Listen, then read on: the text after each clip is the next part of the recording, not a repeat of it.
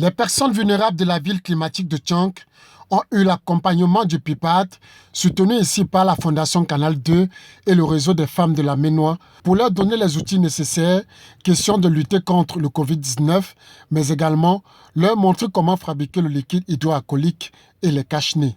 C'était au cours d'un atelier très couru qui a été l'occasion de sensibiliser les personnes vulnérables, composées pour la plupart des malvoyants, des handicapés physiques et orphelins. Nous sommes parmi les pays les plus touchés en Afrique. À l'instant, nous devons donc nous lever comme un seul homme pour barrer la voie, la route à ce virus, à cette pandémie. L'occasion était tout trouvée pour le docteur Martin Sano Sobze d'édifier ces personnes vulnérables sur l'importance à suivre les règles d'hygiène et de l'amélioration de leurs conditions de vie compte tenu de leur handicap pour éviter de se faire contaminer. Comme je vous ai parlé de ces P, donc ça c'est le premier P que nous travaillons ensemble, cette mobilisation.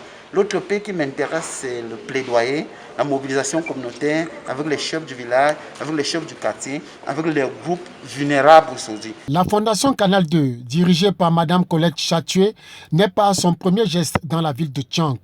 C'est à ce titre que le PIPAD, dans ses missions quotidiennes, s'est fait accompagner par les étudiants volontaires en faculté de médecine de l'université de Tchonk. La Fondation Cana et Vision Chanel s'engagent à donner une meilleure vie aux nécessiteux.